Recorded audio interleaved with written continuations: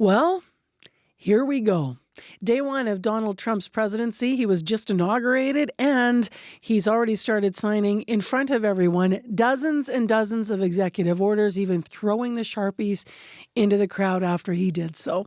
But what impact will some of those orders have on us here in Manitoba? I'm Marcy Markusa, and this is Manitoba. Welcome to the podcast today. So we will be talking about trade. You likely heard February 1st is being thrown out as a date for potential tariffs. Here, 25% tariffs on Canada. It is something Donald Trump mentioned. But let's begin with something else, something much more personal. So Donald Trump's inauguration, and he made a bold statement announcing he will sign one executive order that proclaims that the U.S. government will only recognize two sexes, male and female. It will henceforth be the official policy of the United States government that there are only two genders, male and female. We will forge a society that is colorblind and merit-based. Donald Trump also said he will instruct federal employees to use the term sex and not gender, which can refer to gender norms and identity. A lot of groups say the comments are concerning. We're going to talk this morning about what impact this could have on the Canadian transgender community. Charlie Eau is Executive Director for Trans Manitoba, Inc., and they join us via Zoom. Good morning, Charlie. Good morning. So what was going through your mind when you were listening to this? It's awful to listen to. Like you said, the word that comes to mind is dehumanizing. It's terrible to listen to this misinformation that's based off of a lack of knowledge of sociology, psychology, and basic biology. That word dehumanizing was a quote, from some in our community here. Tell me a little bit more about what you're talking about there that doesn't acknowledge basic biology. What are you meaning? I mean, you can't just create legislation that changes basic biological facts. We know that there are more than two genders or more than two sexes, although it seems like Trump is maybe conflating sex and gender here. So that's another thing to parse apart. But we know that intersex people exist, and we know that non-binary people exist, and we know that there's a vast spectrum of sex and gender across biology. This has been proven by science, by sociology, by psychology. It's well-backed data that there's a vast spectrum of sex and gender in humans. As a parent to a non-binary child, what concerns do you have for transgender youth specifically who are going to be dealing with this news today? You know, this rhetoric is really dangerous, and this misinformation condones violence towards non-binary, intersex, and transgender people. And it will lead to systemic discrimination and violence and deaths in the United States, and possibly socially spill over into Canada. As a parent to a non-binary child, I'm terrified to talk to them about the social climate of the United States and increasingly in Canada. It's heartbreaking and terrifying to think that if they want to know the current state of politics, that I have to tell them that the United States is trying to legislate them out of existence. It's a horrific thing to try to explain to a child that level of hatred and ignorance. One of my analysts this morning that was looking at this executive order was commenting on Caitlyn Jenner, who backed Donald Trump. And just the analyst's remark was, I guess Caitlyn Jenner doesn't exist anymore to Trump, even though she backed Donald Trump.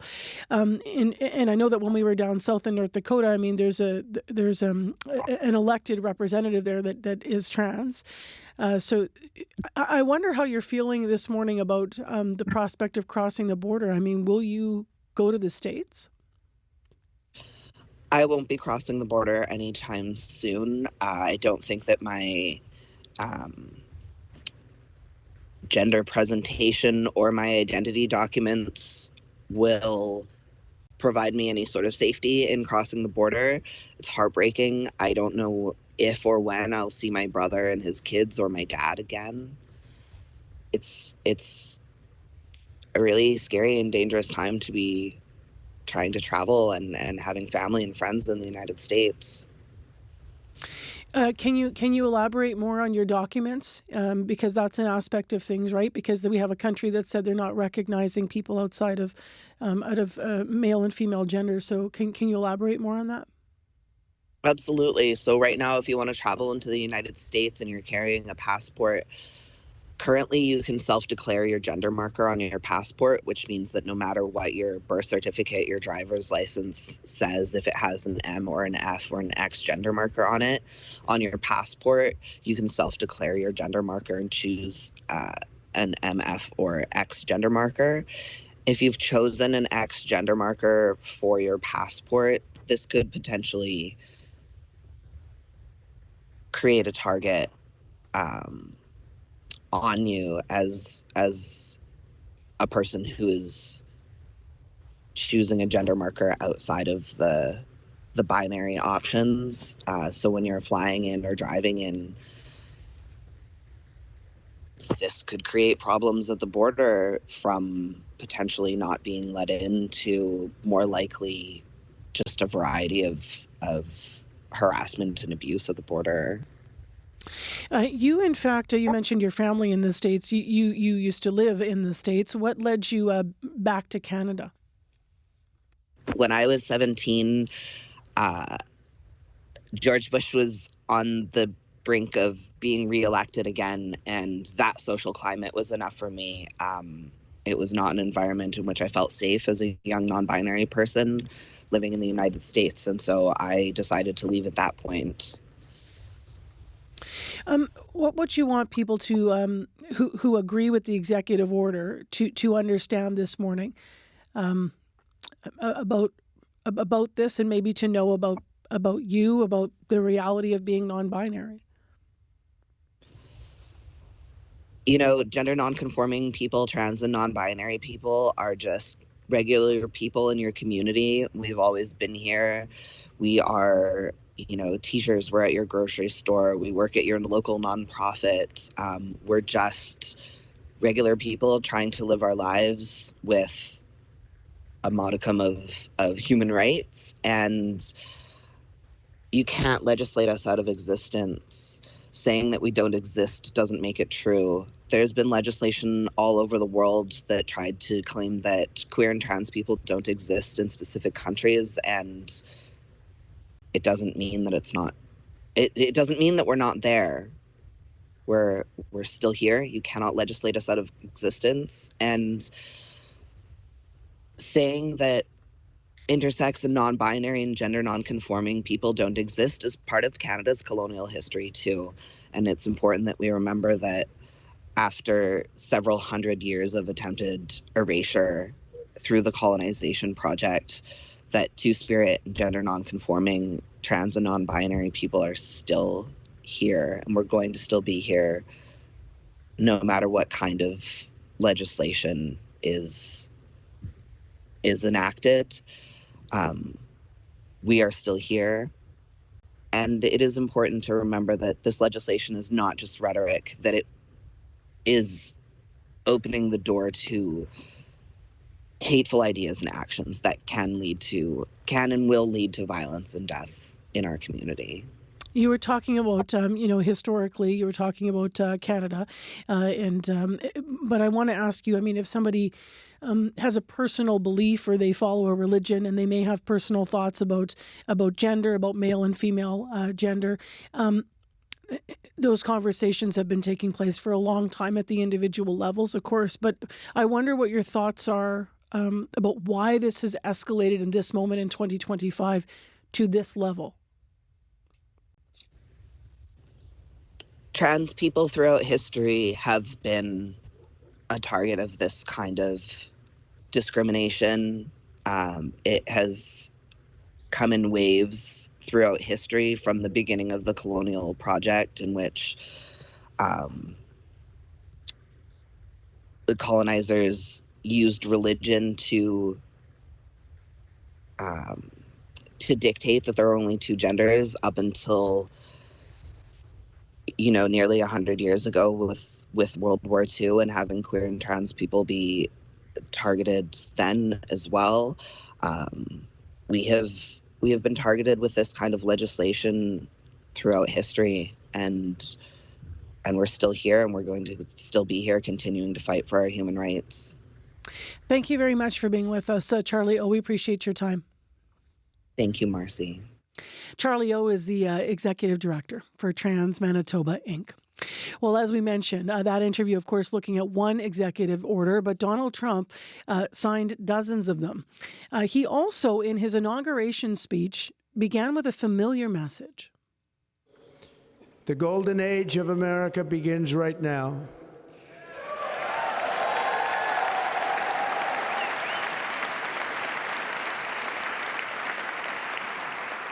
From this day forward, our country will flourish and be respected again all over the world. We will be the envy of every nation, and we will not allow ourselves to be taken advantage of any longer. During every single day of the Trump administration, I will very simply put America first.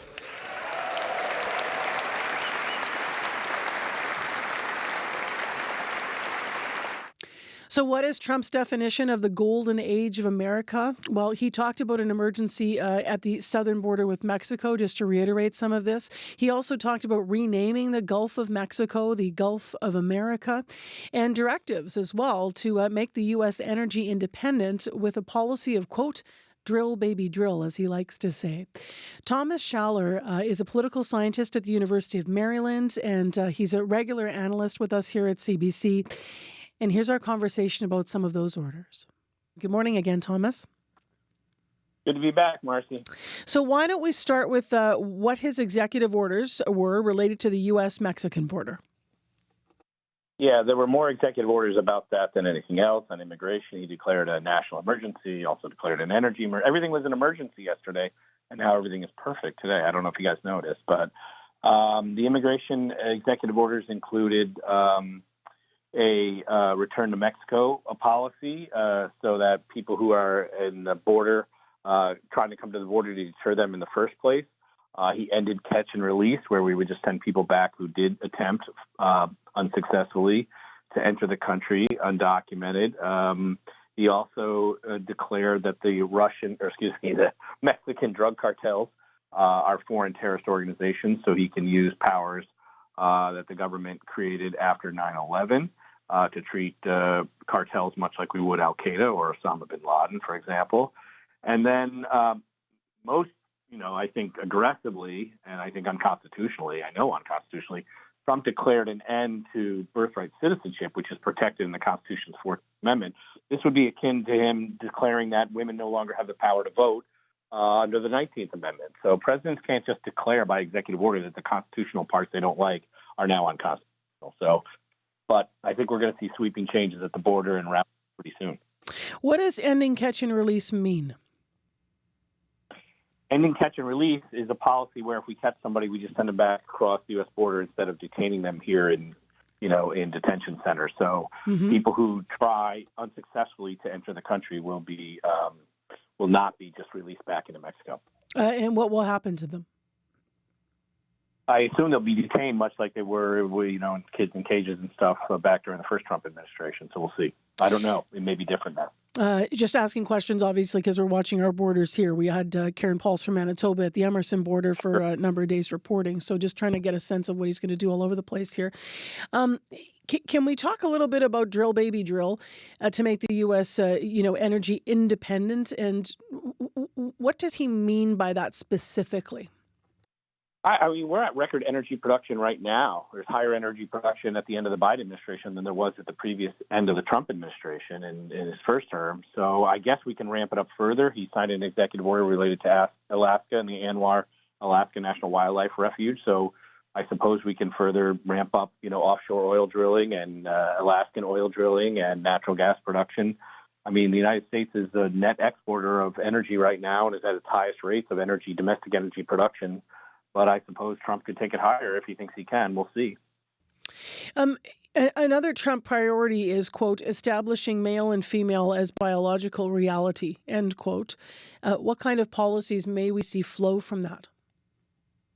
Well, on the federal level, the president and the national government can control federal employees and military employees. Can't really affect employment practices for hiring and promotion on gender or race on the state level or with private employers, although I suppose the federal government can impose significant incentives and disincentives. So we'll see what happens. But in his inaugural address, he declared that there's only two genders now. So I guess Caitlyn Jenner doesn't exist as of today, even though she is a major supporter of Trump, ironically. But, a lot of this is red meat stuff coming out of the campaign where Trump spent about $250 million on ads about they, them, and pronouns and attacking the Harris Walls campaign for being supportive of transgender people and transgender rights. In the next hour, actually, we're going to have a Manitoban who's trans, asking them about, crossing the border and passports and all of these questions this morning. I just briefly, in the last minute here, Thomas, can you speak to the pardoning of the folks involved in January 6th, including some of the leaders of these groups that have been identified as, white supremacist groups? Yeah, 1,500 pardons. A lot of the people are already out of prison anyway, so it's just a retroactive pardon of their crimes. But there are many people, felons, including people convicted of seditious conspiracy, like Enrico Tarrio, the leader of the Proud Boys, who got a 22-year sentence and will be now commuted. And so really people who are felons, people who attacked our Capitol are going to be released from prison. I assume within the first 24 hours here, we'll see how long it takes the federal prison system to process those people out. But there were huge celebrations at one of the Washington detention centers among family and friends of some of the people who have been jailed for felonies they committed on January 6, 2021. Lots to talk about. Thank you very much for being with us this morning. Great to be here. Cheers. Thomas Schaller is a political scientist at the University of Maryland. He was in Washington, D.C. Remember, Manitoba, if you are tuning into this podcast and leaning in and wondering why we're not talking about something, or maybe you were watching all of this happening down south and you're thinking, I have a conversation that, maybe you have a conversation you'd either like to hear or be part of from your local perspective. We'd love to hear from you. You can always write to us at the podcast. You can use our radio email. That's radio893@cbc.ca. But don't forget, as you're listening now, to like and share.